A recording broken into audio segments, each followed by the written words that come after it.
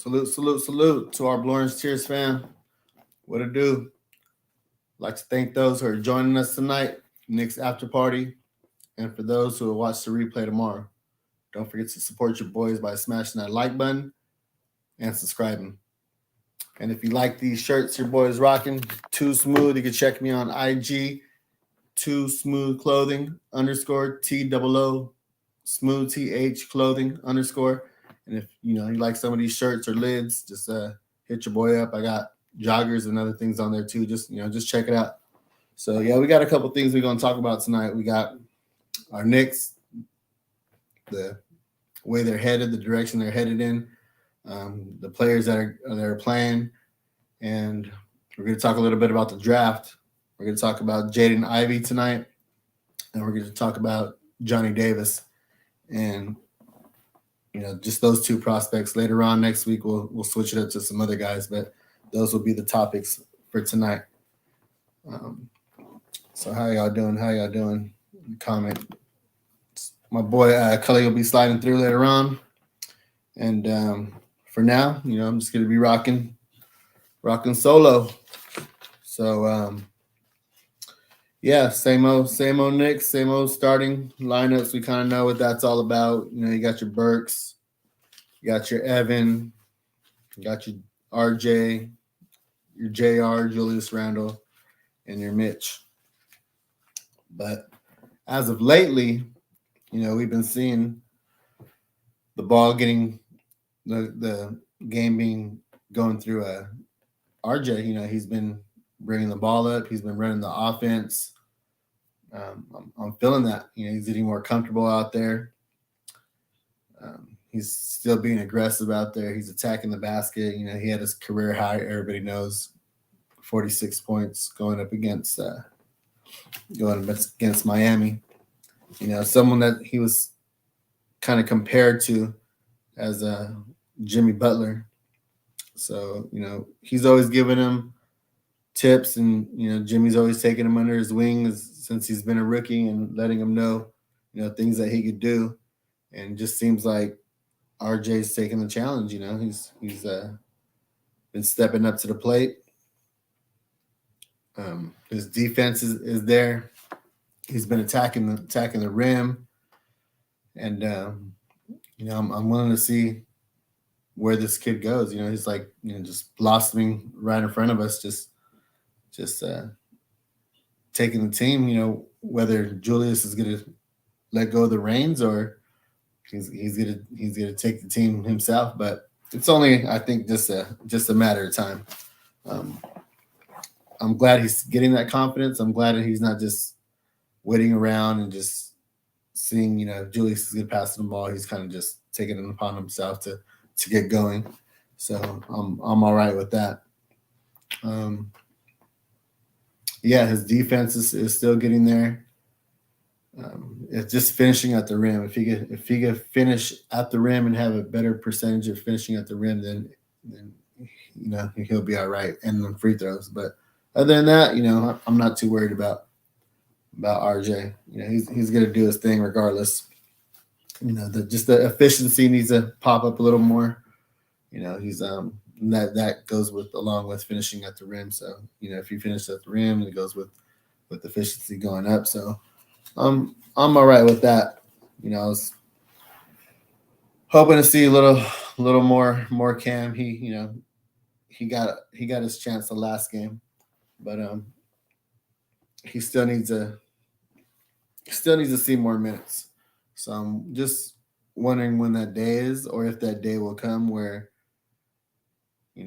Tibbs does wave the white flag and ends up playing Deuce and then ends up playing Cam more minutes to get IQ out of the starting position as point guard. Even though IQ is my boy, but we all know he's playing out of position right now. So I'm just waiting for that. But in the meantime, though, we had a chance to see Jericho. Something we've all been wanting him to get out there and get more minutes. And it started with that Miami game. He had 18 minutes to Mitch's 29 minutes, and in that game he grabbed you 4 boards to Mitch's 9 boards. So then he kind of went to the same thing. The next game he went and got 18 minutes to Mitch's 17 minutes. They both fouled out, and that's when you saw Taj in there. So that's kind of what I'm hoping happens is, they only put Taj in there when it's something in that nature where, both guys are in foul trouble and then you need a backup emergency big. So other than that, I think Tibbs has figured it out. And as far as that, let's see more Jericho. And I thought overall he did a good job going against a Bam Adebayo, someone who, top 10 center, Joel Embiid, MVP candidate the last couple of years, including this one. And, guys who just different styles of play. Bam's a more athletic big, a Joakim Noah, someone who's going to run the offense through the charity stripe, set guys up, find cutters, grab boards, get oops. So it's nice to see him battle against a Bam Adebayo. I didn't want, old man Taj going up against him. And it's a good learning experience, it's just a good learning experience for him to go out there and play against these Bams and these Joel Embiids. And Joel Embiid is a dirty player, man. He be out there banging with Sims, kind of throwing bows out there, catching them with them bows, and with the offhand. There's a time where he went to the paint and he used that offhand and kind of grazed his face, Jericho's face, and Jericho's looking down like, oh man, But I kind of expected that coming from Embiid. That's just the way he plays. There's, 1 year I think he broke Luke Cornett's nose. So you remember that game, Cully? Salute. Remember that game, Cully, where he broke Luke Cornett's nose? Which player? Joel Embiid. Oh yeah. With the face mask when he dunked on him. Yeah. I remember. Yeah, he's just a dirty player, man. He uses that body. He extends them elbows. Uses offhand. Then he wants to complain to the referees about him not getting no calls. I'm like, what? This dude. But, silly guy, man. Silly guy. Yeah. And when he grazed Jericho's face, he ended up falling down on the floor, all in the cameraman's way and knocking guys over. I'm like, man, that's what you get. It's like karma's a mug. You know what I'm saying? So how do you feel about Jericho? Are you liking what you're seeing from our young Tarzan? I'm just liking that I'm seeing him on the court, man. Loving it. That's all I can say. Loving it though, man. Loving it. Yeah, loving to see the youngins, man. Season's pretty much wrapped up. With what, 20-something games ago, less than 30 or less. Season's wrapped up, man. Play the youngins. Why KTV, man? You know the vibes. Yeah, we've been saying that though. I just don't know when it's gonna happen. I guess one player at a time. First we see Jericho.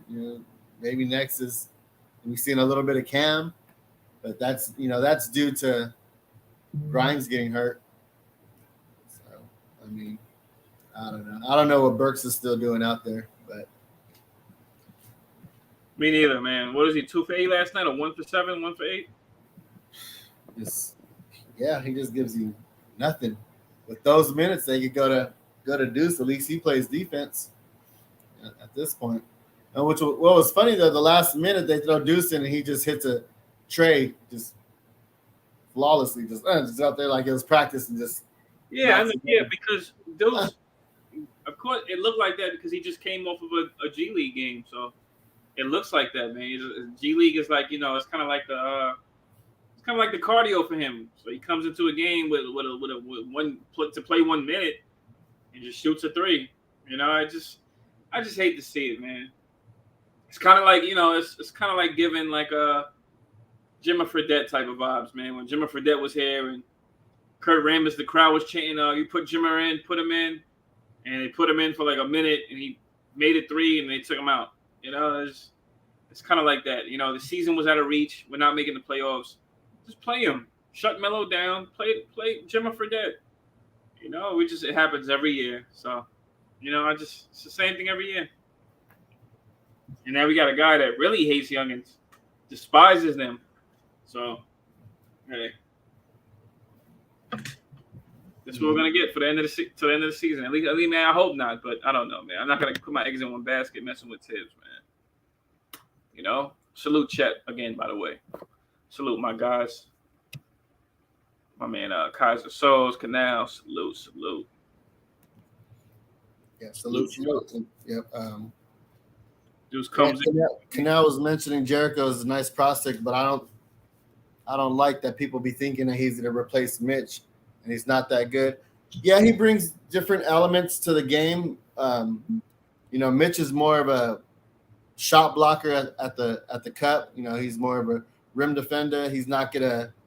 A lot of guys think twice. It's like having a pit bull in your yard that's not leashed up. They're gonna think twice walking by going to that house. Where Jericho is more chained up to the yard, and they're gonna, or to the gate, or in the yard he's chained up, and they're gonna test him a lot more than they would a Mitch. But, Jericho's more fundamentally sound. He's more poised. He's not going to get caught in the air and get those fouls. It's going to be more of a – there's a time where like Joel Embiid was attacking him, and he was just, backpedaling with his hands, in the air, but it was just that his feet weren't set. And, that they gave him the call. It was more of a ticky-tack foul. I mean, at that point, let them bang, let them go head up. And fouls, man, once again. Yeah. As long as you're not, you're not leaning over and you're vertical and your hands are up. So what if, you guys are banging down low? That's what it is. That's what you do as a big, as long as it's not getting out of hand. So what about just let them play? So, and then the side swipes, he caught him on a side swipe where his hand was caught in the cookie jar. And that's another thing is you got to have your hands to the side and straight up. So he kind of had his hand leaning forward. So it's just, a learning mistake like that I don't mind Jericho. He's not going to get caught. He's not going to get caught with a pump fake, get caught in the air, and then get the foul that way. So I'm okay with that, But that's kind of what I was getting at is, I wanted to match up those minutes with Mitch and Jericho these last 3 games because we've been seeing him play 18 minutes in Miami, 18 minutes against the Sixers, and then 13 minutes against the Sixers the last game. And then Mitch had 29, 17, and 21. But they both had they both have in the Miami game, Mitch had 9 boards to Jericho's 4. But then in the 76ers games, Jericho had 10 boards, and I believe that was in the first half is where he had those 10 boards. Then Mitch only had 4 boards because he got caught in foul trouble. So that's when we saw Taj that last game. So that's the only time I want to see him. So they're pretty similar as grabbing boards. Neither one of them is going to give you a lot of points. 6 points Mitch got you in the Sixers game. In the second game, he got you 10. But that's only because, we're not looking for him. RJ will find Mitch with the Gotham lob. RJ will find Mitch on a wraparound. But ain't nobody looking for Jericho. You know what I'm saying? They're like, just go set a screen. And I like Jericho a lot, man. I like a bigger body to set a screen. I don't know. I like him a lot. He's very fundamentally sound. He's probably, next to Taj, our best screen setter. To me, I think so. Yeah, I agree. He's he can set a damn screen, man. There's a question for you in the chat, sub. I know you want to get to them youngins eventually. Oh yeah, most definitely. Keep trying to ask you a question. Who's that? I have a question. Okay, if we was to draft Jalen Duran, would you even worry about re-signing Mitchell Robinson? That's kind of what we're getting at right now. Yeah, I agree with Troy Flett. Why would we draft him? I can agree with that because. Well, you want me to get to it, or you want to wait? Go ahead. You No, talking about? because he's a he reminds me a lot of Isaiah Jackson. I think he's a good. I think he got a lot of potential in the draft. Jalen Durant is pogo stick. He's a pogo stick. He's young. Probably got perimeter defensive potential. That's why I like him. But I don't know. Would that mean that Mitch is out the door? I don't know. But I don't know if Jalen Durant starts right away. I don't know who starts if we lose Mitch. I really don't know. That question's up. That's what I'm saying. I don't know the direction of this team. I don't know who starts. I don't know if Tibbs is still here. I don't know who starts. Jalen Durant, though, the thing is with Jalen Durant, isn't he a power forward? I don't know. Does that mean Obi's gone? I don't. That's what I'm trying to figure out. That's what I'm thinking. How would he get play time in front of Randall?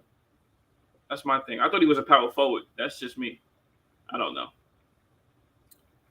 No, I actually. No, span. I know that much. That's pretty deadly. What you about to say, so? I was gonna say, yeah, I think Mitch is out the door too. You know what I'm saying? And yeah, he didn't sign that. I heard he didn't sign the qualifying offer that they threw at him, and we mentioned that before. And he's still on Twitter complaining about what yeah, just being a big baby. Where's that baby sound at that Uncle Freezy be having? I can find one. But yeah. We need that baby sound because he out there just complaining about the team. So to me, that I feel like he just doesn't want to be here anymore, and that he's just going to go ahead and take the bag regardless of who it is. Center. Oh, he's a center. Okay. No, he's solid though. He is solid. Yeah, I like his potential, man. I don't know how he fits. You know what's funny? Getting to the topic of drafts. Whenever sub is ready to get to it, getting to the topic of drafts, I'm gonna let y'all know right now. I don't want to talk about no guards, and I don't want to talk about no big men. Even though we probably gonna need a big man, I don't want to talk about them. I just want to talk about the wings. That's all I want to think about right now is the wings. That's it. It's a wing league, you know what I'm saying? It's a wing league, so you can never have enough wings, especially ones that are switchable on the 2s and 3s, like a RJ and shoot. The more the positions, the better. Mm-hmm. There's a few different multi-position defenders we have out there. At least I think so. Well, to me, it just comes down to we can't really be picky right now. We know the position of me. Go ahead. Sorry, go ahead. I was just saying we just can't be picky right now. We're in no way, shape, or form to be picky on who we get. It just has to basically be best position, best player available. I know it's a cliche thing to say, but we have no point guard. We haven't had a point guard in so long, but this is not a point guard heavy draft class, and so we're not gonna reach and go out and get a point guard if he's not the best available player that's on the board. If it's a shooting guard, then so be it. If we have we have a Evan right there, we have a Grimes right there behind him, but if the guy that we're drafting is better than both those guys or has a higher ceiling, then so be it. So be it. We can't be like, now we need a point guard. So if it's a shooting guard, it's a shooting guard. If it's a power forward, and we already have Julius Randle and Obi Toppin, and Obi's barely getting any run right now, so that would really clog up that forward, power forward position, unless the front office is looking at getting rid of a Julius Randle or getting rid of Obi Toppin and making room for this power forward to join the team. So that's why I'm just keeping an open mind right now. And we're going to go through just a bunch of the draft picks, a bunch of the guys, whether, we're going to be in the lottery. So we're going to get a lottery pick up, but we're not, we're going to break down players, as, far down into the 20s. So there's always that diamond in the rough that creeps up the draft board come March Madness. Mm-hmm. So like I mentioned in the beginning of the stream, that we were going to talk about Jaden, Ivey, and Johnny Davis. They just went up for toe, blow for blow. Yeah. The other day, I think it was Tuesday, they just went head up. Jaden for the second time, and First time they met, Johnny Davis had almost 40 on. then what did Davis have that game? No, Johnny Davis almost had he had about almost 40 on him, if I'm not mistaken. Okay. First time they met. All right, so if I'm not mistaken. Let's just get it. Let's just get into it then. So, what is it about Jaden that you like? You know what I'm saying? Well, Jaden's a point guard, right? Not a shooting guard. He's a shooting guard. Shooting guard. Yeah, but to me, he's like that tweener. He can play the combo. He's more of a ISO player. Just think of a Derrick Rose. Like a taller Derrick Rose, someone who could find the guy cutting, but is not going to set the table up. You know what I'm saying? He's not gonna orchestrate the offense, put guys in position. You know what I'm saying? Things Right. like that. He's just gonna find it's almost like having a dual quarterback where the guy looks for his first option. If he doesn't find the first option, he's just gonna put the ball down, take off running, and go get them yards. You know what I'm saying? That's kind of how I look at. Now, can he fit with us? Oh, of course. I mean, Derrick Rose. Yes, of course. Yes, Derrick Rose fits with us, and the way the NBA is going with this positionless basketball, that there's no true point guard, kind of like what RJ is doing right now. Yeah.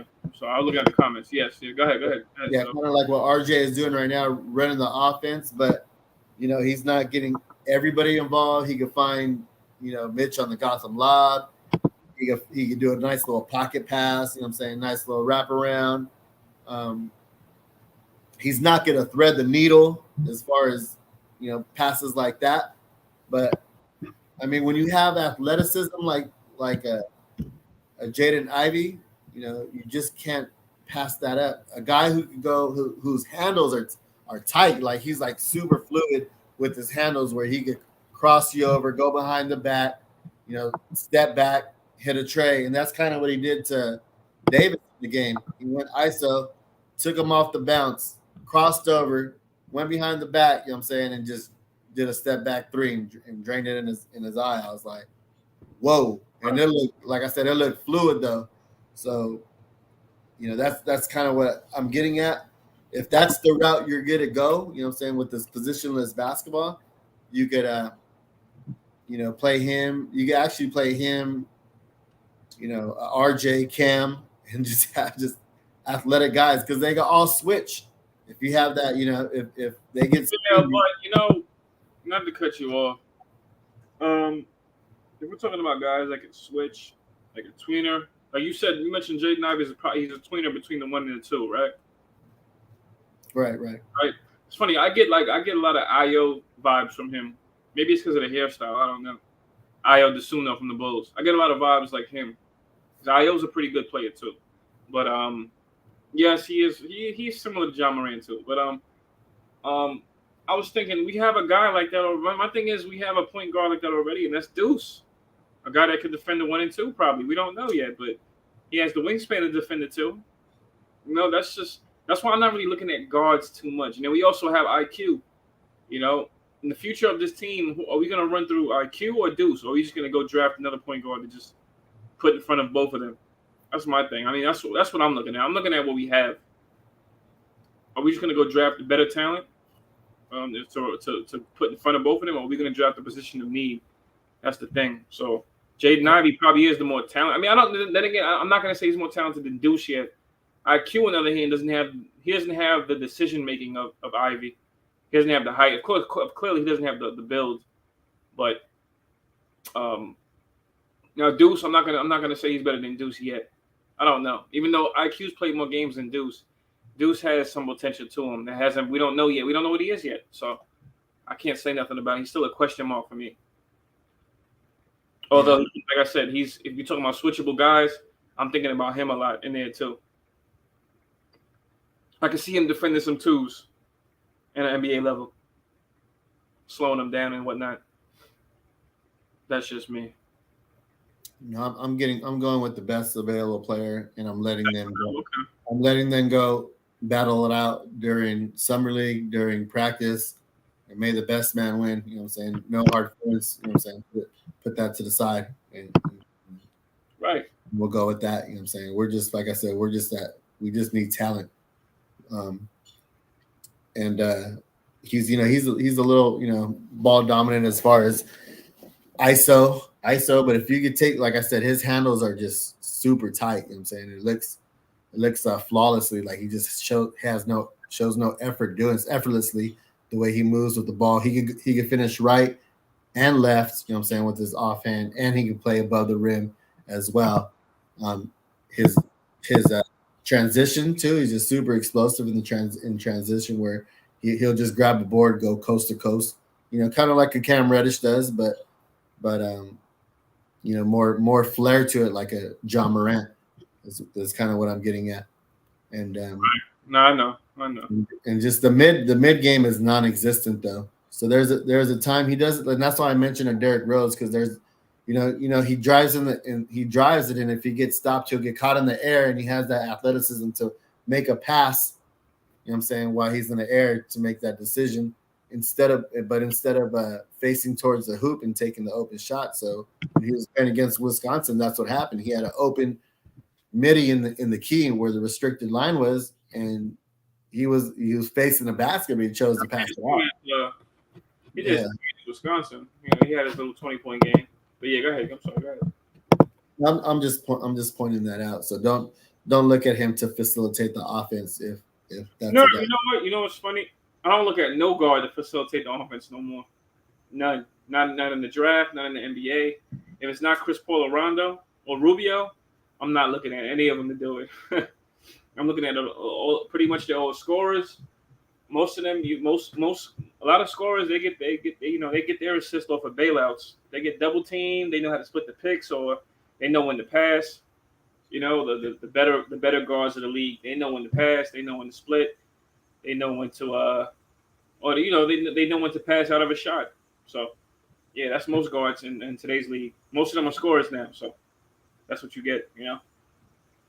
Yeah, and I'm okay with that, because there's times where the team goes stagnant and we can't score. There's times where RJ's hot, then he just goes cold. Where not cold, but he doesn't get any shots up. He doesn't get any attempts up. And then the ball goes into Julius Randle's hands, and he goes ISO. And if he gets cold, then there goes our scoring punches. So it'd be nice to have another player who could get his own bucket, and keep the team in the game without having us go in these deficits all the time. That's just kind of what I'm getting at, Right. Not to go off with Jaden Ivey. There is a guy's name who excited me just now. I think Kaiser Souls brought him up. What's the guy? Jabari Smith. What do you think of him? Yeah, I'm gonna be honest with you. I haven't done all my research on everybody. I'm trying to just break it down with two guys. I know he's top 3, maybe even second in the draft. But go ahead. I mean, that's all good. He's tough. Yeah, he's tough. He's 6'10", athletic, pretty athletic, sneaky athletic, good athleticism. Can shoot the 3. Can put it on the floor. He could probably a good all around. Pretty good fluidity. You know what I mean? I think he's like Kaiser Souls has said. If we do lose Randall, that would be a good replacement. I think he would, because he's more of a face-up power forward. He's a face-up. He's not really a back you down power forward. He's a face-up, so he'd probably be good, and he shoots a good clip at the 3. I think he would be solid. He's a good defender too. I think he would be very solid. Jabari Smith. Yeah, that would be one. That would be that's one, because the thing is, I don't really care too much about the big man. I don't care about the power forwards.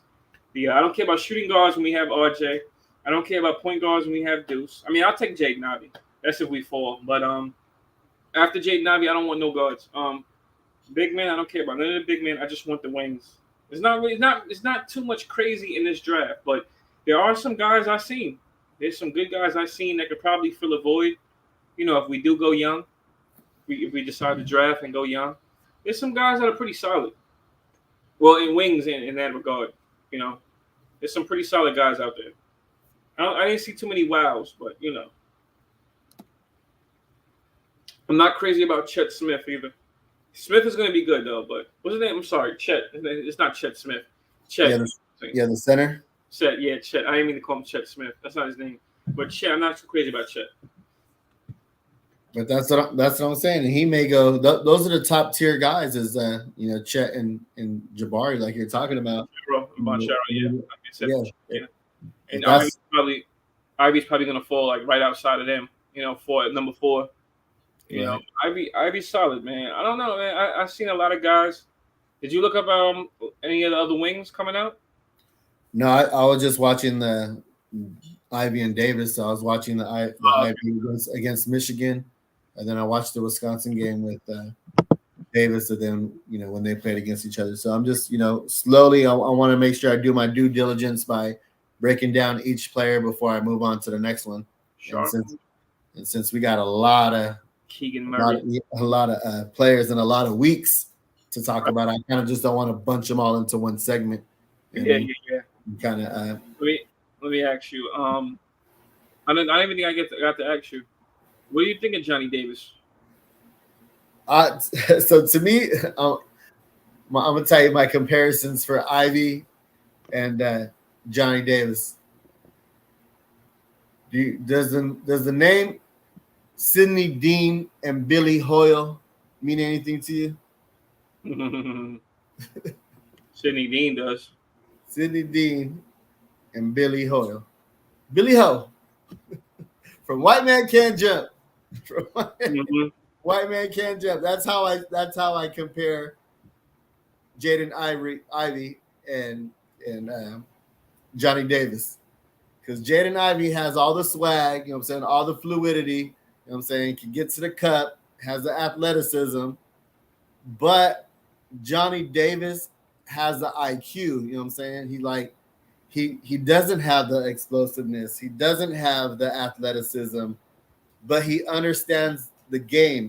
He sees the floor offensively and defensively above a lot of players. So to me, he would be a Tibbs guy. Just just the way he plays defense.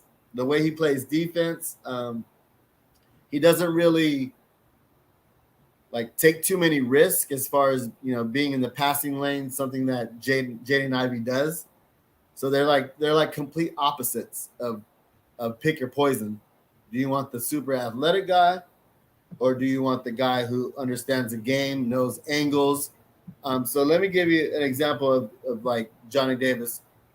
He'll wait for the screen, and when he gets to the screen, if he gets challenged at the low block, he's not going to go through the defender. He's going to go around him with the Euro. Maybe he'll do a spin move, and if he does a spin and there's another guy over there, he's not going to panic and just fumble the ball, throw it away. He's going to pivot back to his other foot, and then he'll hit a fadeaway.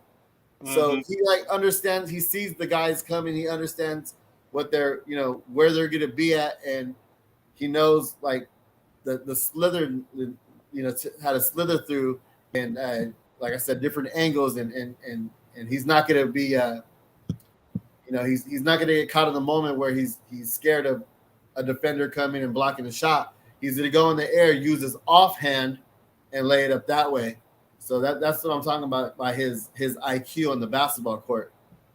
And to me, once all that athleticism goes away, that's what makes you a long player in the NBA, where you're going to have many, many years, because the game has already slowed down and you understand angles and how to play at your own pace. And that's kind of what Johnny does. He plays at his own pace, kind of like a Luka, where he plays at his own pace, understands angles, and he's just deadly in the midi. He has a nice little step back. And I said, just finishing at the rim, he's not going to yam over anybody, but he's going to go around the defender where it's using the rim, and just like throwing English throwing as much English as you need to off the glass to get the ball. So I just feel like he played at a young age and understood that. Just how to manipulate, how to manipulate people and get them, So let me give you an example. So, like when I used to play in the 7th grade in the layup line, I used to do like a rainbow layup where the ball has no rotation in the air, but you just like rainbow it up there and it just goes up and it goes right down. And he just like he understands the game of how to get his shots off, whether it's a floater, like he has the floater game. He has a post up game like Mello, where you're going, you're kind of banging down low. You turn around, you kind of swipe at him, and then you fade away. And it's not, like I said, it's not fluid. It's kind of real stiff the way he plays, but he uses his he just uses that to at an advantage, and that's what I like about the kid. I'm like, all right, he's not really wowing me with the way he plays, but it works, kind of like a Klay Thompson does out the court. So, or the way Grimes is out there. You know how Grimes, there was a game where he dribbled, crossed over. He dribbled, stopped, and the guy kept going because he crossed him back, and then he hit the nice little step back. So it's kind of like the way Grimes plays, where you dribble hard, and but it's not fluid. But to me, it works. To me, I think he'll just have a longer career than Ivey, and I'd take him with the drop of a hat. And his defense too is like he has he's not really laterally quick though, but he's just enough to stay in front of the guys. And then, like I said, he knows the angle to go under the screen and recover. Where Ivey, he'd get beat and then he'll just block you once the guy gets to the cup. So it's just different ways of who you want as playing style, But I think Johnny Davis might fall, maybe somewhere between the 6 and 8. So if we're around that range, I definitely would take a look at him. Right. No, I like Johnny Davis, man. He has a nice. Only thing with him is, what is he, a guard? 2 guard? He's a shooting guard at 6'5". Right. About 6'5". He's not going to play the point though, He has a nice, smooth game. Very smooth game, man. Very smooth game, and comes around, screams very well, very good off ball, can shoot, sneaky athletic. That's about all I can say. I think he'd be a solid pick, but I don't know. I think my thing is we have a guard. We got Quentin Grimes and we got RJ, so it's like I don't know where he'd fit. That's just me. Well, RJ is playing the 3 right now though. So yeah, but I mean, yeah. Granted, he is playing the 3, but we also have we also have Fournier. Huh? Fournier. Yeah, we have Fournier. We don't know if he's out of here, and then we also have Cam. We don't know if Cam's out of here. You don't know the direction. We don't know the direction of the team yet. For all we know, Tibbs could be. I'm just speculating. For all we know, Tibbs could be gone. They may change up. A new coach may come in. Some guys might get traded. Some guys might leave. We might get Cam starting at a 3. Cam and RJ might be the starters, and we might just be looking for a point guard. We might go young. We might finally get a go young. So you never know. You never know. You don't know who could be out of here. You know what I mean? Yeah, I'm not worried about Fournier though, because like we are going young. Look at all the young talent that we have on the team. It's just getting everybody to play their position. So if we do draft a Johnny Davis, I'm not worried about Fournier. Go ahead and get rid of him. Let's let Grimes and this kid go at it, and it'll work itself out whether who's the starter and who's the backup.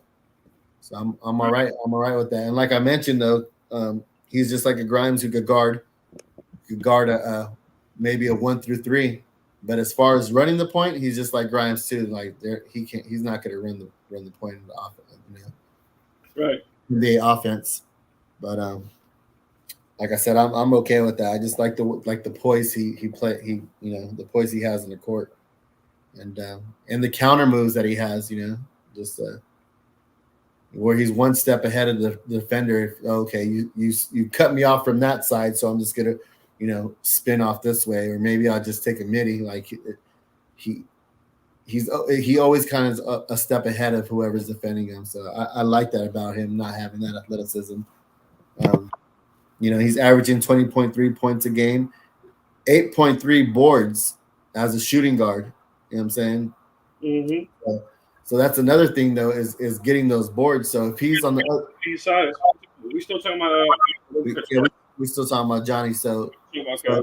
So if he's on the opposite side of the court and someone's shooting from the opposite side, he'll go and time those boards, by leaving his man early, because it's not going to be a swing pass, it's not going to be a cross court pass. So he times those boards.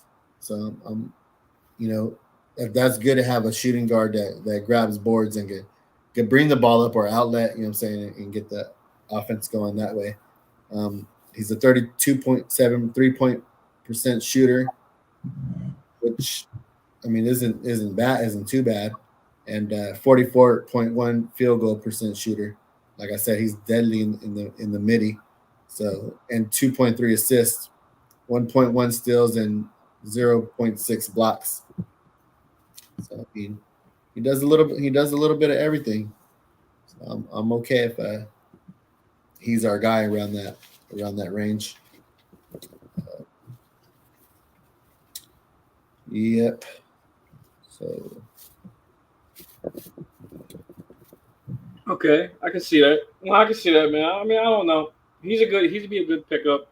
Him and Ivey would both be good pickup. Johnny Davis is probably going to fall to like what, maybe 6 to 10, somewhere in that range. Yeah, somewhere in that range. Maybe 6 to 8. Maybe 6 to 8. I don't see him falling any. I don't see him falling too much. He has good game. Some people say Devin Booker, but that's neither here nor there. His comparison. We're not going to talk about that yet. I guess we'll wait. But that's a good comparison, though. That's a good comparison, then. He plays a good post game. That's pretty much Devin Booker. I'm not going to say Brandon Roy, but I'm going to say Devin Booker. Man. But that's a good comparison too, though, because they're both, they're both high IQ players, no angles, pick their spots. That's what it is. They pick their spots. You know what I'm saying? And sneaky athletes. Sneaky. Mm-hmm. They're not going to wow you with athleticism, but they will catch you. They will bust your ass. Pardon my language, but they will catch you. You know what I mean? There are guards that will catch you off guard. There's guards like that in the NBA. So yeah, I see Devin Booker and Johnny Davis. I see both those guys. Yeah. Oh, okay. I still like my Billy Ho comparison. Billy Ho. I know what you mean, man. And then you got the guys in the chat keep talking about they're talking about Jaden Sharp. Yeah, so I've been trying to look at whatever, and I can't find too much footage on that kid. I think he's on Kentucky. Kentucky, that's right. Kentucky connection. Yeah. I don't know who it was. They said they might be waiting for him. I think that the Knicks want him, but they might be. But when how often do you hear of the Knicks waiting for a guy? They said the Knicks. Somebody said, whoever was it in the chat, let me know. They said the Knicks might be telling him not to play, so they could draft him in the off season or this draft, or they might be not something like that with Kentucky connections. But how often do you hear of the Knicks and their connections and not getting the guy? How often do we hear that? That's why I'm not going for it. He's good though. Jaden Sharp is good. He might jump up in the draft. His stock might go up. He has the athleticism. Pretty very athletic. I will say 6'6". I thought he was taller because he plays a little bigger. He's very athletic. So I thought he was I thought he was a little bit bigger. I thought he was like 6'7", 6'8". That was my mistake. But that's another 6'6" guy. I'm thinking, I don't know. I'm thinking of size, man. We need some more. We need like a Cam Reddish, like a 6'8". Cam Reddish is not. He's athletic, but he's not the most athletic. But he's athletic. I want a guy like that. That's just me, man. I'm sorry. That's why I like Patrick Baldwin. I saw somebody mentioned was it Keegan Murray? He reminds me a lot of Johnny Zuzang. I don't know. That's just him. He reminds me a lot of him. Not athletic, but he can still blue collar, lunch pail type of player. I don't know. I like Patrick Baldwin. I like the guy that I think he's from UCLA, Peyton Watson. I know we don't want nobody with the name Peyton, but he's you know, he's playing over there. He's pretty much in well, Peyton Watson is pretty Troy Flett. Peyton Watson is pretty tall. He's he could play. He might be able to play the five, but he's pretty solid. He can shoot a little something. He's solid, man. He can defend wings and stuff. So I don't know. I think we should get a guy like that, man. We don't got a wow. We don't got a wow in the draft, but we should get like a nice, at least a good wing defender, and put him on the team. Somebody said, so wait, Troy Flett. When you say ball won't be a reach, what do you mean? And yeah, yeah, we lose him to pick before. That's what I'm saying. We always lose guys. Shout out to our future media. We always lose guys in the draft. We lose them like a pick or two before, and then we don't have no backup plan. And then we get some guy from overseas that nobody heard of that might not even play. You know, and I just hate to think about it, man. I don't know that Josh Giddey pick for OKC looked like it worked out. Well, the Knicks wanted him, but they didn't want him. We wanted Trey Mann. At least I think we did, and they got both of them. Can you believe that? Mm-hmm. Yeah, I don't know. It could be one of those blessing in disguises where there's not a lot of footage of this Shaden Sharp out there, and with the Kentucky connections, he's not really playing this year. He hasn't really been playing. It's like a weird situation with him. I don't know what's up with him on his injury or what. I'm trying to figure out the situation too with him. But that's what I'm saying though. Like that goes for everybody. That goes for everybody out there trying to do research on this kid. I mean, I heard they could go to practices and check him out practicing, as far as sending scouts and he's a draft sleeper. Somebody's gonna get him, but I don't know. I just worry about this team, man, when it comes to talent. As long as we do our due diligence and actually do the research on these guys and not, know their pros, know their cons, know everything about them. That's what scouts get paid to do. And hopefully these guys are NBA ready, not like we were told before. So I'm all right. We just can't miss on this pick. We missed on the Ntilikina's. We missed on the Kevin Knox's. That was another Kentucky connection. We missed on. Who else did we miss on before that? Ntilikina, Knox. I mean, Obi's still yet to be determined. Is Obi still what? Yet to be determined. He's still a question mark whether he's a bust or not. But yeah, we definitely got to hit on this pick though, man. Obi needs D Rose, man. Yeah. That's what it is. He needs D Rose. He needs a point guard that can unlock him, man. That's all. D Rose hasn't been here, and D Rose might be the answer to our problems this season. However, he's been out too long, and you might as well shut him down. Don't throw him out there to get hurt again, to possibly get hurt again. You might as well shut the season down. But he was a big key. We needed Derrick Rose. Derrick Rose can go on a lot of teams and get very good minutes. Very good minutes. I'm happy he's here because I always liked Derrick Rose, but that guy can go anywhere right now. Yeah, I don't know. I just don't like how you have to depend on somebody else to get your points though. You're an NBA player. This is your second year. You should have something in your arsenal, whether it's a 3-point shot, whether it's a 3-point shot. No, you don't feel that way? I agree. Yes. Wait, which guy are you talking about? Oh, Obi. Just anybody. Period. If you making it to the league with your talent and God-given ability is one thing, but improving and being a gym rat is another. You know what I'm saying? That's kind of just what I'm getting at. We could say the same thing about a Mitchell Robinson. What is Mitchell Robinson's go-to move? It's all alley-oops and putbacks. There's no post-up game. There's no baby hooks. There's nothing like that. So I just question players like that. So that I'm kind of going backwards because that was kind of the beginning of the conversation with Mitchell Robinson and him walking and him doing that. The way the NBA is going, we talked about it before. They just don't let people walk anymore. It's more of a sign and trade. And, so I feel like it's going to be a sign and trade. And if you're going to do that, do it with Brunson.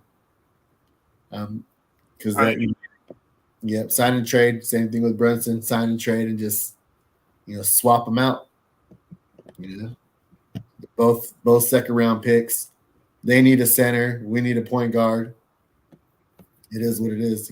I think it'll just even itself out as far as nobody taking a hit. And he'll be that point guard that we need, someone who could, run the offense, someone who could get their own bucket, and then we would just look like a totally different team. You don't have IQ go back to his natural shooting guard position. You'd have Derrick Rose there, and you'd have Deuce. If he ever hits the hardwood floor, and we still have Rokas Jokic overseas. Does he join the Knicks next year, or? I have no idea. I mean, that's another one. We have so many question marks on. We have guards, so I don't know. You got pardon me. You have McBride again. You have McBride. If we lose Rose and we lose Kemba, probably gonna lose Kemba before Rose, but you lose both of them, you have IQ. You have McBride. That's what I mean. Yeah, but McBride is not an NBA starter. You know what I'm saying. We don't have an NBA starter on this team right now. No, I'm saying as far as like next year, as far as Mitch walking and then bringing in Brunson for. Well, if you bring in Brunson, we might be trying to compete then.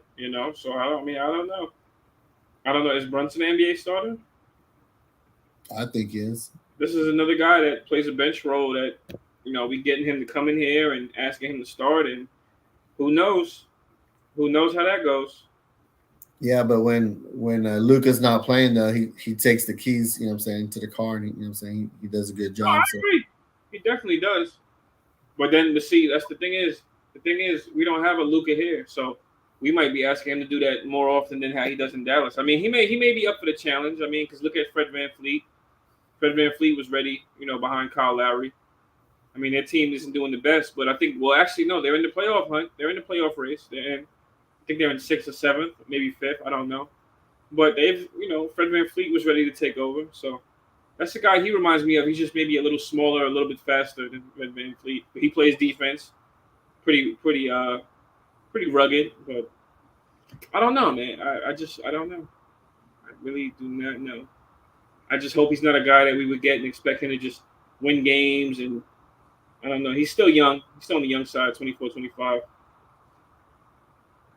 So I don't know. I like him, but I don't know. I like him too. That's why I keep bringing him up, and I just feel like it's something that's we're capable of doing, something that's in our grasp, something that's just not, a pipe dream, is what I'm getting at. That's the reason and it makes more sense with them trading for Dinwiddie and bringing him in. Oh yeah, it's because they don't want to pay him, right? Yeah, I mean, if we get Jalen Brunson though. Do we draft a Jaden Ivey? I would still do it. Like I said, we need as much talent. We need as much talent as we need. He would still play the 2. Like I said, he would still play. He would play the 2 at that point. He would. Yeah, he would play the 2. And I'm not saying start. I'm not saying starting 2. Maybe. I mean, somebody's going in. Somebody's minutes is cut. IQ. Maybe Grimes, Burks. Well, not probably not going to be. Well, if Tibbs is here, it's not going to be Burks. Tibbs loves Burks.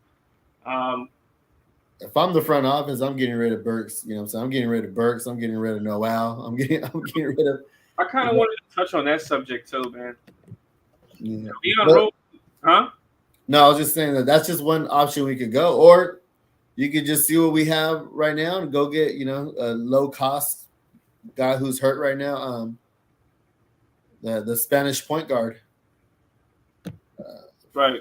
He played for the Cavs with Ricky Rubio. Oh, Rubio? Mm-hmm. Yep. So, someone who's a facilitator, someone who doesn't need the ball in their hand as far as shots.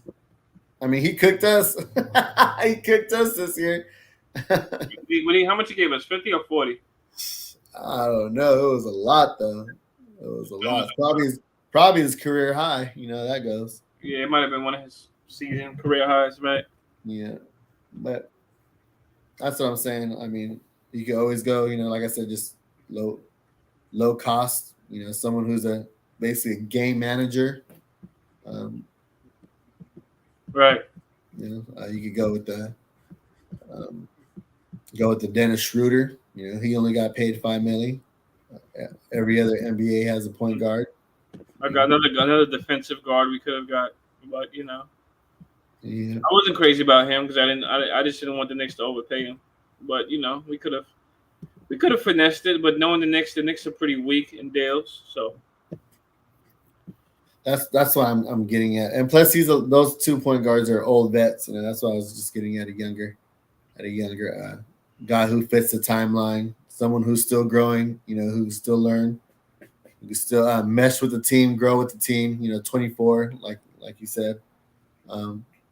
Or Colin Sexton, a dog, just the young bull. Someone, there was clips out there where Kevin Love was out in the corner. He's clapping, asking for the ball, and Colin Sexton's just going ISO 1-on-1, doing his thing. So I feel he would do the same thing to Julius. If Julius is out there. Colin Sexton? Yeah, I feel like Julius. He might respect Julius. He might respect Kevin Love, but he might not respect him. I don't know. Right, I can agree. Yes, that's what I'm saying. Like you want somebody to, if we're gonna keep Julius, kind of put him in his place. I'm saying, and I feel only thing with that is a lot of guys have that type of player. Only guy we can probably get out of that is John Wall, but is he healthy? Is he healthy enough to get him? We don't know. Well, he's still on one more. 1-year contract. Do you really want to take that risk again? And we just went through that with Kemba, and now we're going through that with Rose. Oh no, I don't want to take that risk. No, I'm asking. Yes, that's why I'm asking. Though, I don't want to, man. I think we should just. Me personally, what I want to do, man. I just want to go young, like Kaiser Soul said, man. Just let's see what we have in McBride, man. Let's just see what we have, because, like you said, it'll be malpractice if we pay a vet a big bag, and then McBride is better than that guy if we find out. That's just big time malpractice. Just like we might lose Mitch. And who knows? When we could have traded him at the deadline. Malpractice, man. Malpractice. It'll be a trade. So are you willing to – how much are you willing to – do you want to keep Mitch is what you're saying?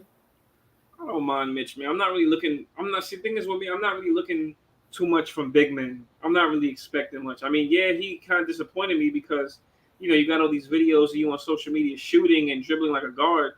I don't see you apply it, but then you complain about being used in an offense. And I think it might be fool's gold. It might just be for him to get a bigger bag and just market himself. And I think it's just crap, man. Let's say he does get on the team, he plays like crap. You never hear about him again because he's trash. He gets bounced around from team to team. All that complaining, you'll be just a lob threat at best. You're not big enough to push guys in and then get a hook shot over him. You're not big enough to do that. He's big enough to hold his own on defense. He's not going to let guys muscle him. But is he pushing other guys, shooting over the top of them, shooting dirt fadeaways and stuff? No. He's not even stretching out and shooting the three. So he had that one play against was that Miles Plumlee?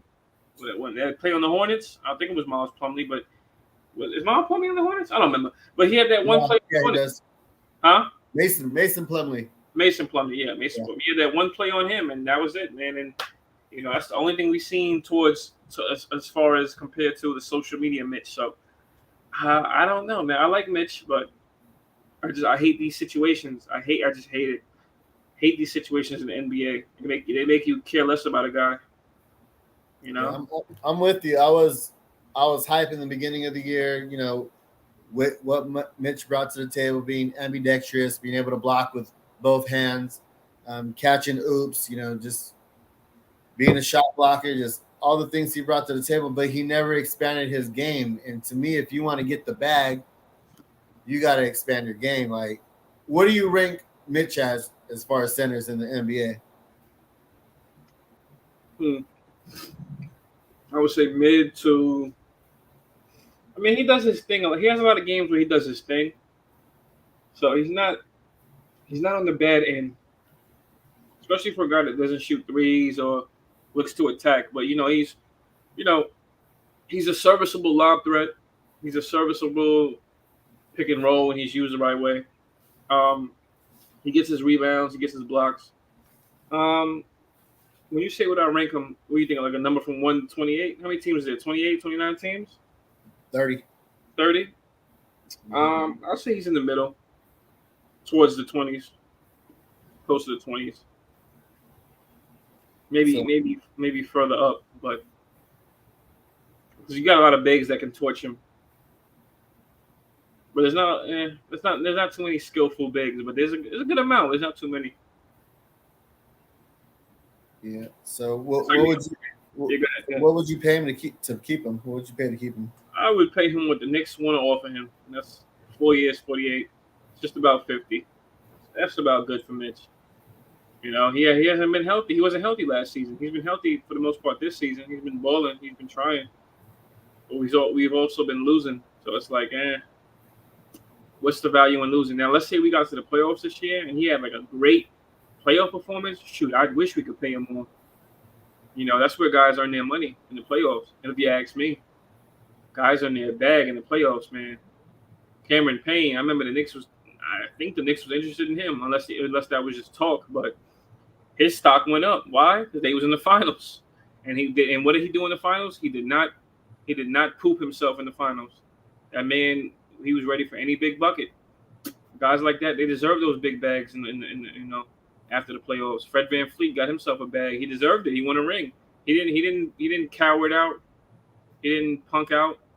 You know, he gave the Warriors all they could handle. Guys like that deserve the bags. But yeah, my fault to go so much off topic. No, you're good. You're good. Yeah. I just feel like, him, just the last 3 games going up against Adebayo, 0 points, going against Joel Embiid the last 2 games, 6 points. I mean, last game he did a little better. He had 10 points, but you just really getting nothing out of Mitch. He's only averaging 8.2 points this year and 8.6 rebounds. So he's not even averaging a double-double. So I like him as a player. He's just like Obi. You need to feed him. You need to find him on the oops, and he gets in foul trouble a lot. He just doesn't stay on his feet. Yes, it's exciting to see him out on the perimeter blocking threes. But those are just highlight plays. Those are just once every blue moon you see things like that. But when it comes down to it, we need consistency.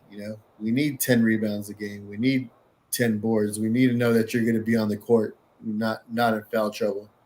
So at this point, if he's not willing to take that bag of what you just mentioned, of the 48 milli, then time to get rid of him. Same thing goes with Noel. Let's use Jericho as a backup center, and maybe we find somebody in free agency or I don't know. I'm not looking at someone in the draft as far as a center, because being that young, entering the draft, you don't have your man weight on. You're gonna get pushed around. Unless you're a stretch 5, who's that's the way the league is going. So I don't know. I have to look into free agency and see who's available. I know last year I didn't know they were going to sign Noel, but I was like, a Kelly Olynyk would be somebody who could stretch the floor. Yeah, that's what I wanted, man. Oh, that's who you wanted? I wanted him badly, man. Because, okay. Like, there was a few guys. I think it was him and another wing. Oh, I think it was Norman Powell, Gary Trent. Yeah, I was thinking, like, them guys, they was free agents. Why didn't we try Norman Powell? And Norman Powell, from what I heard, as far as Tibbs goes, I heard that was one guy he liked. I don't know if those are rumors. That's what I heard. He liked Norman Powell. Why not get Norman Powell? He was cheap. We had the money. We had the money to get at least 3 guys. You see the Bulls? We have to compare ourselves to the Bulls. That's like the best team to compare ourselves to, because look at them and look at us. What are they, number 1 seed? No. Sorry, number 3, 4? I don't know. But, like, they went out, got DeRozan, got Ball, got Caruso, got Vucevic before the season ended at the deadline. They went out and got some guys. Patrick Williams was hurt. Imagine what they could have been with him. But they went out and got some guys, and look at them killing. Look at us. And we went and got Fournier and Kemba. and I like Fournier and Kemba, but doesn't. It's just a bad fit. It's a bad fit on this team. And what made me say that? Oh yeah. We had the money. We gave Fournier a hell of a bag. Yeah, but they paid Norman Powell 5 years, 90 milli. Shoot, I don't care. Shoot, Norman Powell might be better than Fournier right now. He was shooting a good percentage last year, if I'm not mistaken. Maybe similar numbers, but he was shooting. 5 years though, that's all the way to. I guess he wanted that extra year. I guess maybe he wanted that extra year. So that's secure. They want that. A lot of guys want that secure extra year. Knicks could have probably finessed something, maybe for 3 years. I don't know. How much does Fournier have? 4 years? He has 4 years, right? It's 3 years and an option. He has 3 years and an option. We could have gotten Norman Powell for the same thing, man. If we just finessed it, we could have tried to throw something at him before that. Just for him to get traded to the Clippers. But I don't know what position. I don't know what seed the Clippers are in, but they're good. Clippers are not bad. Even they might not be in the standings in the West Coast, but they're better than us. Oh man. Yeah, well, he's averaging 18.8 points a game right now. It's Fournier, no? That's what Powell's averaging. It's not the same. It's Fournier. No, Fournier is only averaging 14.4. Oh shoot! Look at that. Yeah. Last year, previous years, Fournier was averaging about that much. He was averaging good numbers, man, on a bad team, but he was doing it. Yes, Kaiser Souls. Yeah, Kaiser Souls saying all the right things I like. Yes, we could have gotten Oubre for cheap. We could have got a few guys for cheap. Yo, we could have snagged a few guys. So I'm telling you, we had salute to Kaiser Souls, man. Salute to Kaiser Souls out there. B. Willis, Troy Flett, Big Mike, salute, man. Salute. Yeah, we could have gotten those guys for cheap. That's why I'm so mad, because Kelly Oubre, and people kept saying, oh, he doesn't shoot better than Reggie Bullock. I get that. Reggie Bullock is the better shooter. However, you have to look at the toughness. Kelly Oubre has maybe a little bit more height on him, a little bit more versatile, a little bit more athletic. We need all these things as much as we need shooting. He's also skinny though and gets pushed around though and can't finish. But you could use him at the 3 at least. I mean, he'll probably get pushed around, but he's ain't no slouch. I'll tell you that. He ain't no slouch. He's gonna give you some energy. We need that out there, and we need a slasher. We don't got no slashes. There's times where I see Randall get the ball, do ISO. Everybody's just waiting. Everybody's just looking at him, waiting for him to make a move. You might see one slash the whole play, and that's it. One slash and then kick out to an open shot, and by then it's too late. Kelly Oubre would give us that, and not only that, Reggie Bullock, as far as I'm concerned, people miss him. I don't know why people miss him. I couldn't. Man, I like him, but come on, he could be replaced. People miss him, but what could he do in the playoffs? Could he put it on the floor once? No. Guy traveled on a fast break. Come on. No, I'm with you. I'm with you too. Like as far as like realistic players that weren't going to cost a lot, that's kind of I'm with you. That's who I wanted to. I was like, all right. Really, you got Oubre too? Yeah, I was like, yeah, I would have rocked the Kelly Oubre. The same thing. We could have gotten, if I'm not mistaken, if I do the math, right? If I'm not mistaken, Gary Trent might have been cheap. Norman Powell might have been a little affordable, and Kelly Oubre might have been somewhat affordable. And these guys are not game changers. However, they can. You get them three all on the same team, you might could work with something. You might be able to work with something. You didn't get. Kemba's he's not the number one, number two you thought he was. And I like Kemba, but I'm just being real. He's not the number two, number three you thought he was. Evan Fournier, he might be that, but with a guard. If you had a different type of guard here, maybe Fournier could be a good number two. Probably, or number three. Maybe he can be another option off the side. Off the catch and shoot. He probably could be, but we're asking the Fournier might be asking him to maybe do a little too much. Maybe we don't have nobody to set screens for him, so we're not getting what we want out of Fournier. I'm just thinking about Fournier. He wasn't even on my list. He wasn't even on my list. No, I wasn't like expecting. What's funny? Last season when we had all these guards we wanted, he was like at the bottom of my list. And I didn't really want to trade for anybody. Really, we had they was talking about RJ, Zach LaVine, Bradley Beal, Oladipo, all these guys.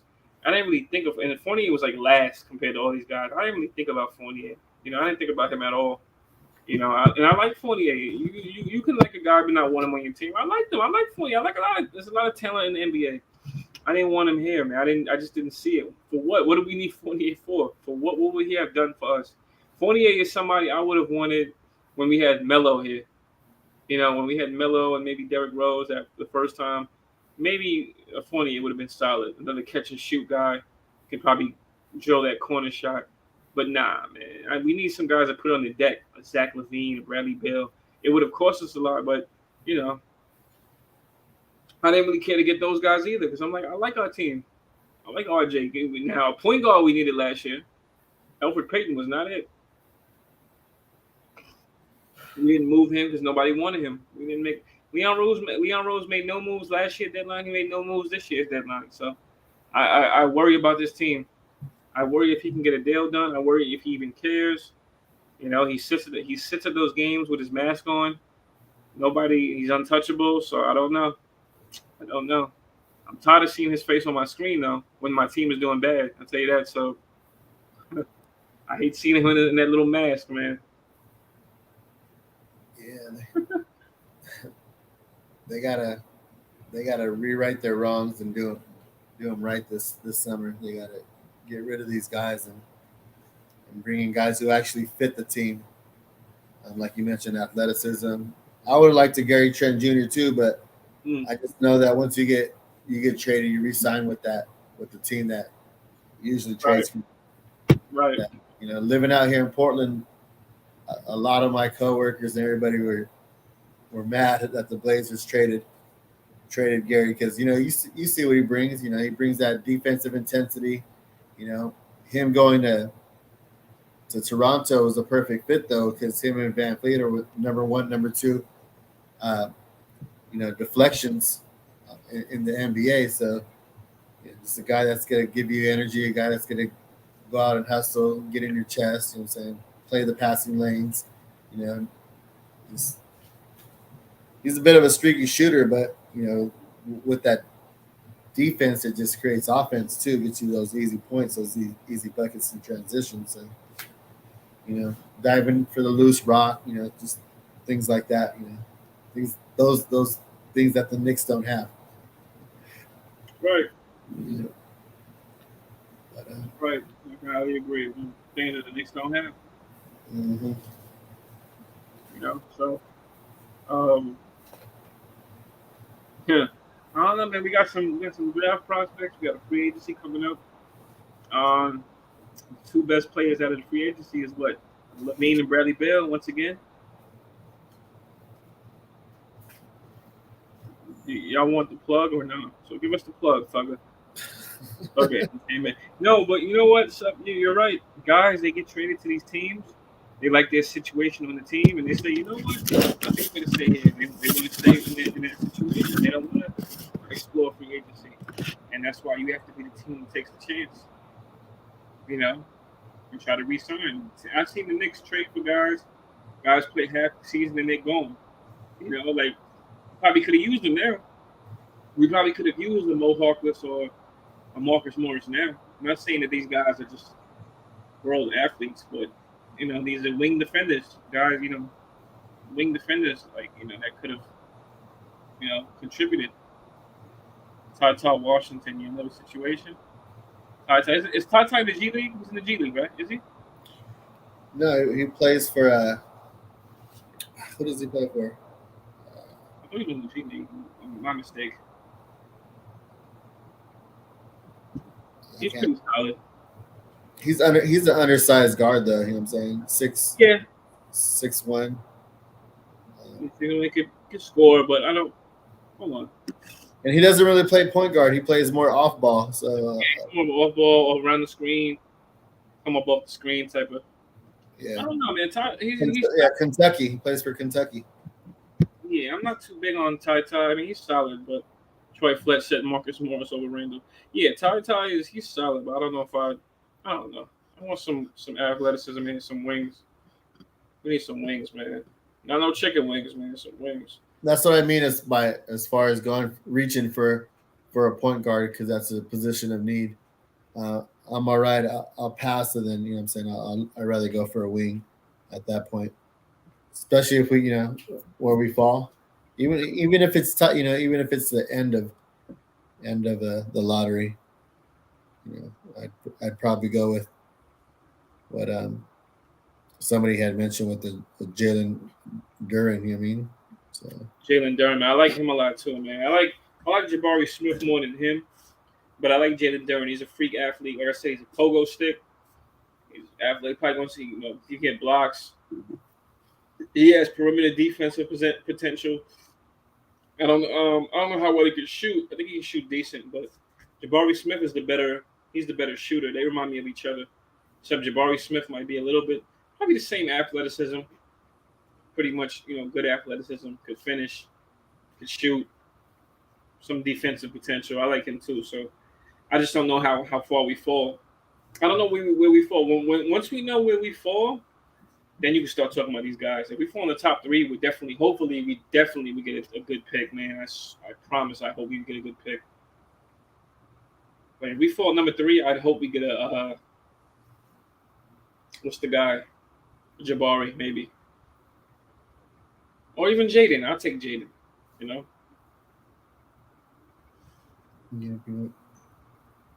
Yeah, I still gotta do my research. I got there's going to be a lot of guys from the Dukes that'll be entering the draft. There's probably like all 4 or 5 players will be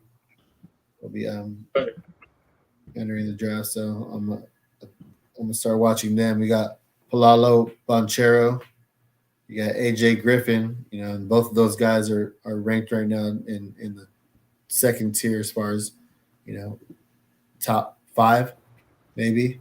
And then you got Mark Williams, the center, who's maybe in the lottery as well. Then a Wendell Moore, a small forward, and Trevor Kills as a shooting guard. So yeah, their whole starting unit's gonna be in there. So I got to do my research. And then that's probably who we'll be talking about next week with all those guys. If y'all want to join us next week on that. Yeah. We're talking about guys. My bad. I was looking at something. Right.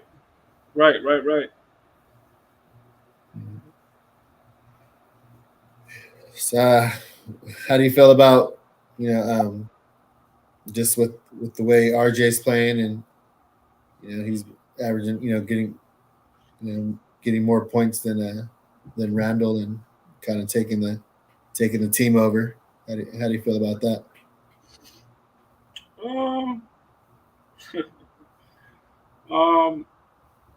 As far as RJ goes, I like it, man. I like to see him aggressive. I don't mind seeing him getting the ball and having everybody get out his way. I don't mind it.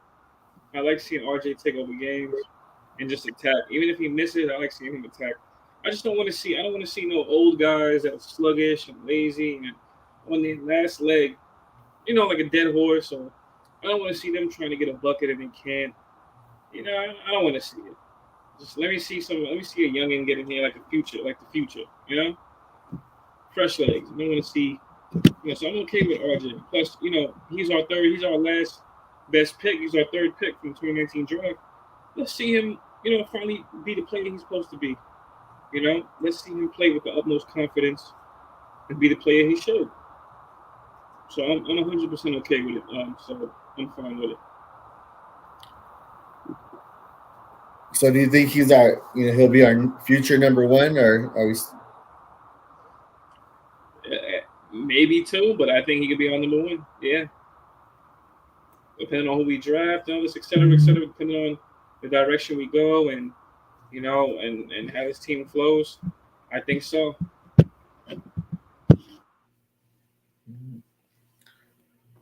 Yeah, I don't know.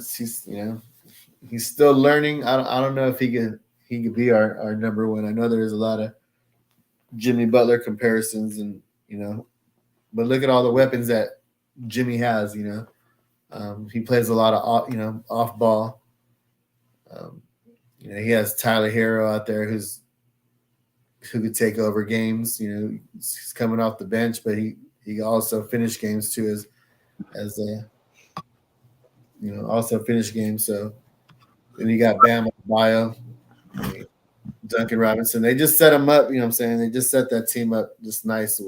So, I mean, it's very complimentary as far as how that team works. So I really don't know if RJ could be that number one, especially with his lack of athleticism.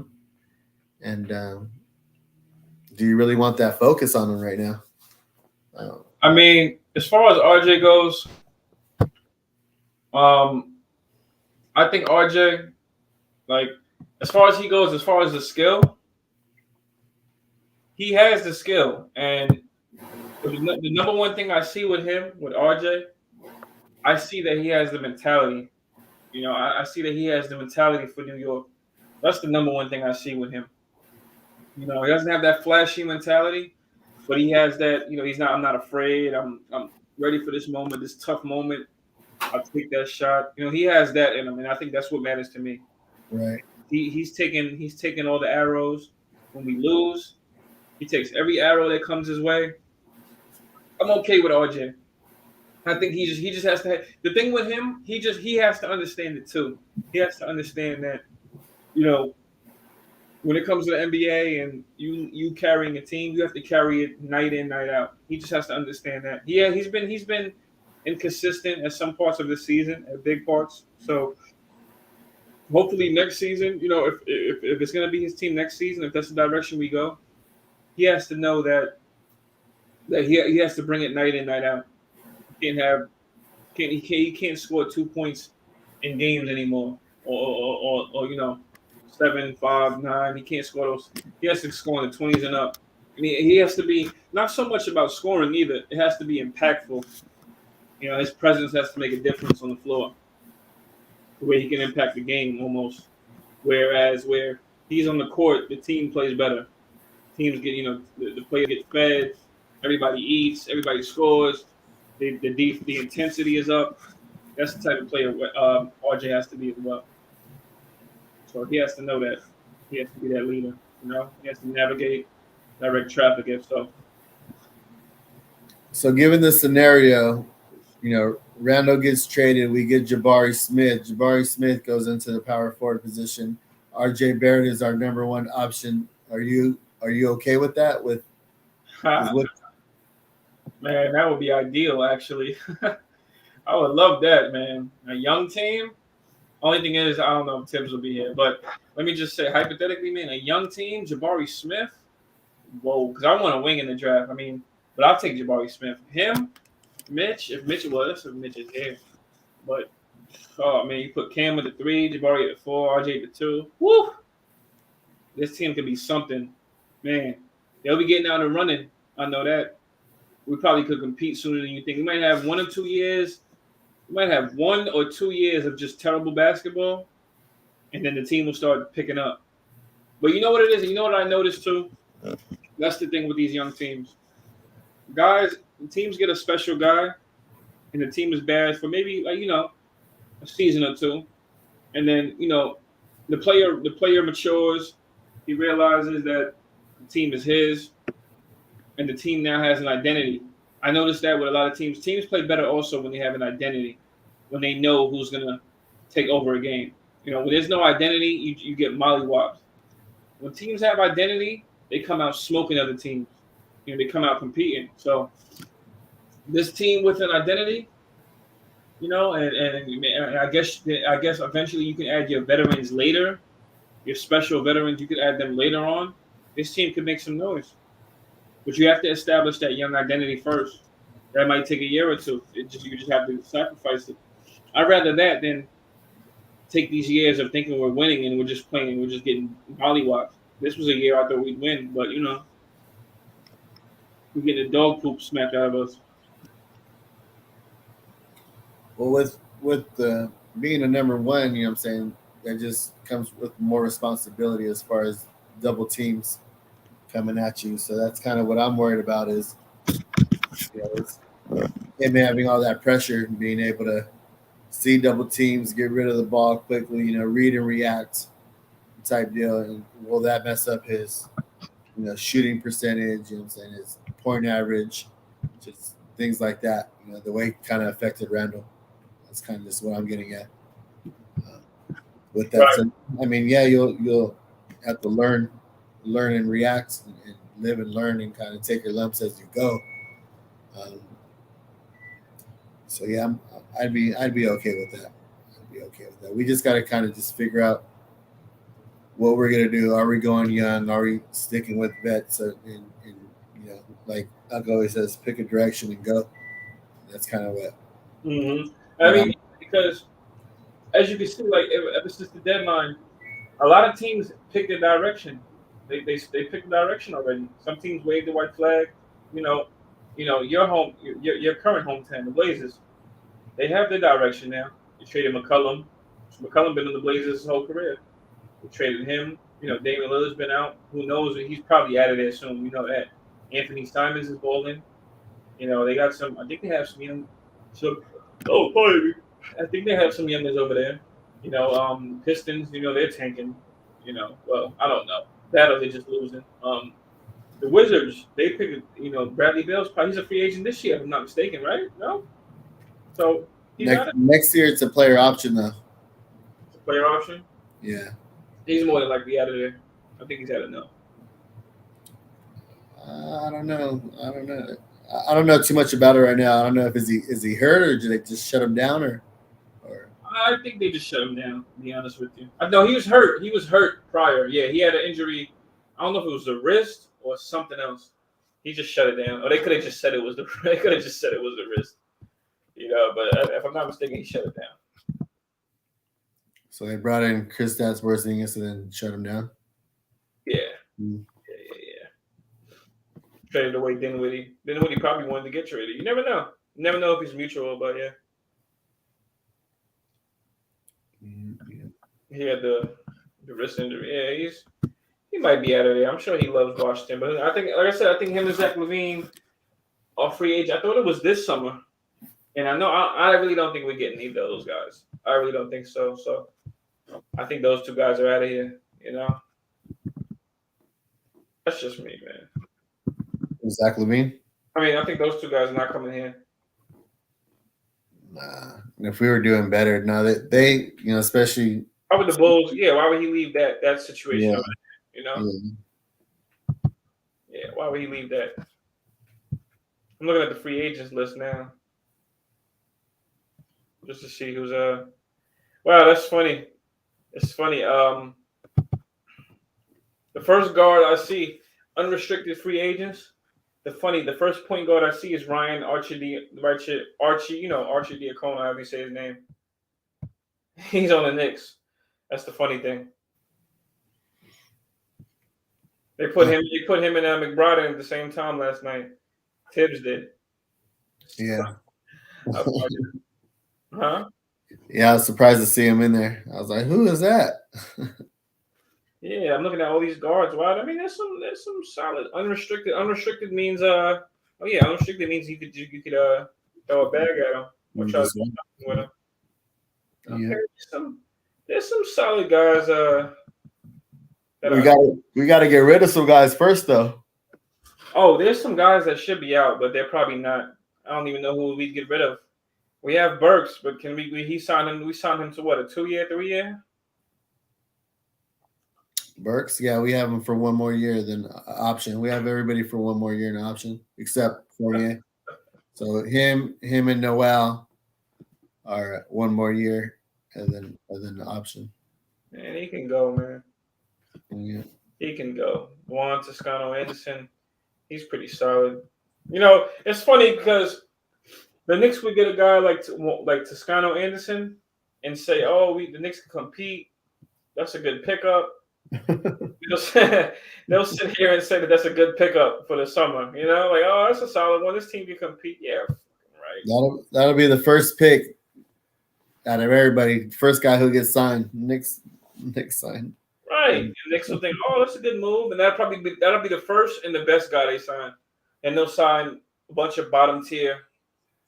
It happens every free agency. That's why I try not to get too excited for them. I'm trying to get too excited. All right, y'all. I'd like to thank everybody who joined us tonight. Knicks after party. Crazy. For those who will watch the replay tomorrow, Appreciate it. Go ahead and smash that like button on your way out. And like I said, next week we're gonna talk about, the guys from Duke and some other players. So appreciate y'all sliding through. Y'all have a good one. Salute, y'all. Salute. Yo, freeze. Behind the scenes. Yeah, catch him runs. Or not. Freeze. Yeah, well, we got the Suns tomorrow with no CP3. You watching that one, Sub? Of course, I'm watching it. Yeah, Uh, get to watch Mikal Bridges, the guy we should have drafted over Kevin Knox. it's funny. Someone said that earlier. Somebody said, Hey, what's up, y'all? Y'all ready to? Yeah. Oh yeah, we already wrapped it up. We were just talking after. Wait, All right. Freeze, I'll wait till